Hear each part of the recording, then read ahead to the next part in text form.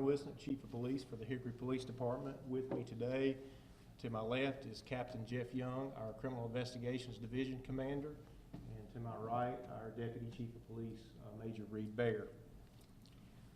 I've called this briefing this morning to ask for your help on the heels of a tragic incident that occurred last night in our city involving the death of 7-year-old Zakalyn Harris. I'll provide a brief statement today of what we know and the status of our investigation. In addition, Captain Young will narrate some video footage that we will show relative to the incident. We'll take a few questions in the end, bearing in mind that we're in the early stages of the investigation and there will be certain things that we'll not be able to answer at this time. Last night at approximately 11:12 p.m., the Catawba County 911 Center received a call of a shooting into an occupied vehicle that occurred at the 1900 block of Tate Boulevard Southeast in Hickory. Catawba County EMS, Hickory Fire, and Hickory Police responded. Upon arrival, officers discovered that Zakalyn Graylin Harris, 7 years old, had an apparent gunshot wound to the neck area. Zakalyn was transported to the Catawba Valley Medical Center, where he was later pronounced dead. The vehicle, an Acura MDX, was driven by Zakalyn's mother, and his 2 younger brothers were in the car as well at the time of the incident. Their ages are 6 and 1. Information provided to the officers on the scene by Zakalyn's mother was that she was traveling eastbound on Tate Boulevard Southeast when a vehicle she described as a small, dark-colored SUV approached from behind. She merged from the inside lane into the outside lane in front of the approaching vehicle. She then heard a female yelling at her from the other vehicle. That vehicle pulled around the inside lane and a shot was fired from the passenger side of that vehicle. She described the front passenger in the suspect vehicle as a white female, thin build with blonde hair and a ponytail. It's unclear at this time how many other occupants were in that vehicle. Following the shooting, the suspect vehicle continued east on Tate Boulevard and left in a high rate of speed.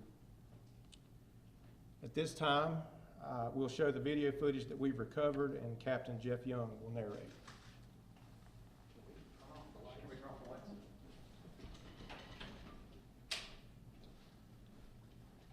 Last night at approximately 11:10 p.m., we have vehicles that pull up to the intersection on Tate Boulevard at 15th Street Southeast. This will be 15th Street Southeast, the intersection. Captain Young, can you get to the mics, please? Wait, that's good.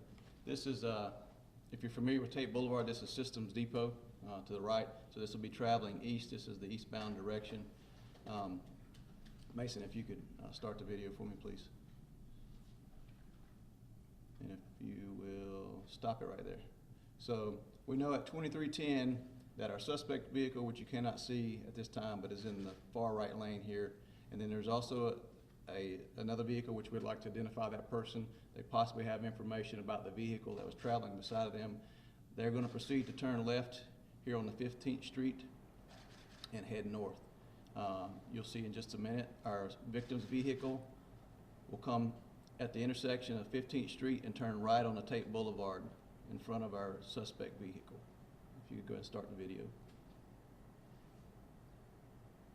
This is our victim's vehicle turning right onto Tate Boulevard, and this is our suspect's vehicle.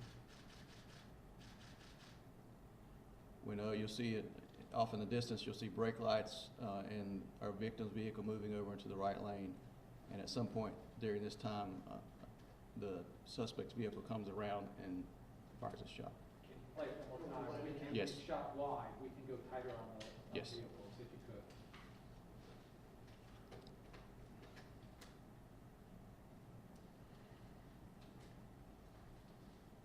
Hold on a second.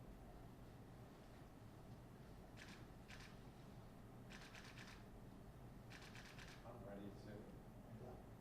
We'll play it again after this. Yeah, this is it's coming. It comes up at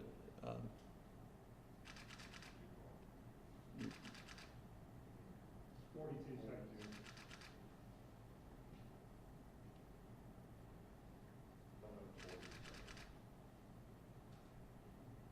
suspect's car's out of shot. There's a. Yes, suspect vehicle will be in the right lane, traveling eastbound. This is our victim's vehicle.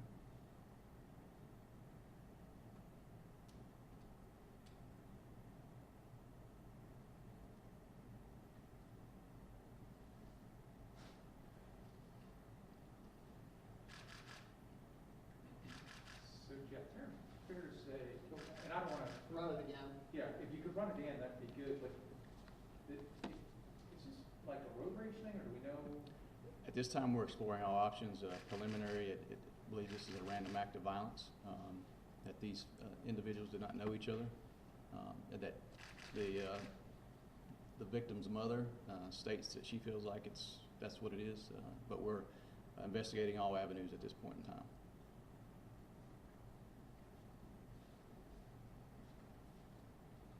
This camera footage is from what building? This is from our traffic cameras. Currently we have investigators all up and down Tate Boulevard searching for video. Hopefully sometime later today we'll be able to release better images, better video of our suspect vehicle. At this time we just don't have it at the moment to release. So from there, it looks like that's down at 15th Street, where 15th Street crosses. Yes, this is the 15th Street intersection camera, 15th Street and Tate Boulevard. Okay. And the mother is being cooperative? and Yes, saying ma'am. what you Yes, want? ma'am. Very cooperative. Are we okay to turn the lights back on and continue? Yes. Would you think the shooting happened maybe a half a mile from there? The shooting, if you're familiar with the First Plaza building where the water fountain is, it happened at that, she's saying roughly at that intersection. She pulls off to the right side of the road once the shot is fired and immediately sees that her son has been shot, calls 911 and EMS and fire and Hickory Fire, Catawba County EMS and Hickory Police respond. So, and you, just so I'm clear, so, victim was in the inside, like on the grassy side, going up Yes. eastbound. And then at some point eased over. She says she turns on her blinker and moves into the outside right-hand lane in front of the suspect's vehicle. Okay, and then the she- car comes up alongside. Yeah, she hears, at that point in time, she hears someone yelling, which she described as a female voice, and states that they then enter the left inside lane, and she sees a white female with blonde hair pulled back in a ponytail in the front passenger seat. She believes someone reached around the female and fired a shot out the passenger window, which went into the rear passenger area of her vehicle where the 3 children were traveling. Do you know does she recall what that person was yelling out of the? No, she just heard yelling and How quickly after the yelling was the shot? fairly immediately. I know you all are in the early stages, but did she say that that this might have been road rage, like that this? She feels that it's she described it as a random act. Did she say where she was coming from, where she was going to? She was leaving a friend's house. Heading home? Yes. So meeting her and you tell us if this is right, if you can. So she had been working, went to pick up her kids and was going home. Does that sound correct to you, or is that? At this time, we just know that she was leaving a friend's house. Okay. Do you know what kind of gun was used? What bullet are we running? We do not know. We did not recover any shell casings, but that doesn't mean, at this time, it appears one single shot was fired. So When the she- bullet went through the kid? So it was through and there was no bullet? Yes. When she was, when the vehicle was hit with the bullet and she stopped, she stopped right there and called for help. Yes. Where did the other vehicle go? It continued traveling east on Tate Boulevard. Straight ahead. Yes, sir. And accelerated. Yes, at a high rate of speed. The car was struck on the back passenger side window. Yes, Okay. And then it struck the child, it was just on that side of the car. yes. Were all the kids in the back? All 3 children were in the backseat. Car seats? Yes, Are you allowed to say where the bullet struck the kid? And then yes. In the neck. Yes. the, again, when the cars are alongside each other, she starts hearing, describe what She just says, she says that she cut the person off, not intentionally, but cut them off. She hears yelling, and then the suspect vehicle comes around her in the left lane, and that's when she hears she says she didn't hear a shot, but she saw a muzzle flash, and her back glass broke. She immediately looks back, sees that her son has been shot, and pulls off. but Chief, I got- she feels like that she had cut them off. Yes. On the video, it doesn't look like they were that close together when she turned in front of them. No, but you can tell from, if you play it back again, Mason, that it appears that the car accelerates at a high rate of speed when they take off from the traffic light there, or at a fairly quick pace. Were the children awake? I know it was early. To be honest with you, I don't know. The mother was very hysterical last night when we were here. Do you believe that she was just still in the Hickory area? Probably. We don't know that for a fact, but, Did she say whether or not she travels that route often? I know you said she was coming from her friend's house. Is this like a particular stop that she, or route that she goes every night? Did she mention that? I mean, this is her hometown. This would be an area she would travel to go home. Okay, I guess what I'm asking is, it seems like from the video, the person was like waiting, and then as soon as she went, it like takes. Well, I mean, so if you're familiar with LR Boulevard, Right. where the Dollar General is, so she comes down 15th Street from LR Boulevard. This vehicle is traveling east on Tate Boulevard. So they're traveling, she turns in front of the vehicle. So this, you can see the traffic lights, you can see the lights But it blowing. was, So she was down the road when she switched lanes is when she's saying that she cut her off. Yes. Not The light is red for the two. Yes. That's right. Chief, I had just one. Yeah, just one more question and we'll finish up.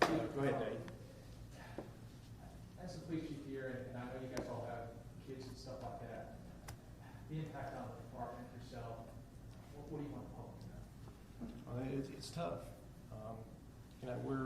We're here today to ask for your help. We need your help. Someone out there knows what happened, and we're asking them with any information to contact us. This was a senseless act of violence. There's no excuse for this. We've been in constant contact with the family, but a 7-year-old child died last night. I can tell you this, that the men and women of the Hickory Police Department will act tirelessly to see that justice is brought to the coward that did this. So that's how I feel about it. Go ahead, Mason. This is the Caleb. That's why we're here. We need your help. Thank you folks for coming.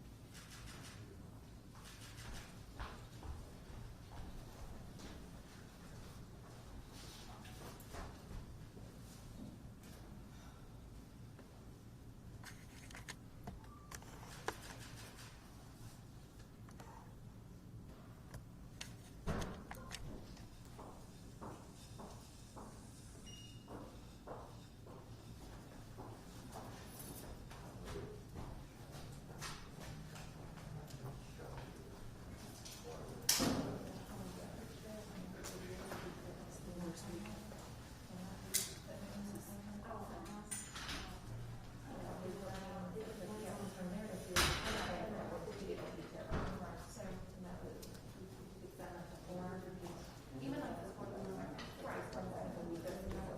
I'll check on that. I'll check on sending the actual video itself Okay? and the picture, so. And the photo, the photo, So because I'll go, yeah, it's always difficult when you're. Well, from here to the cameras to the TV, it'll be like, by the time we get to the TV, it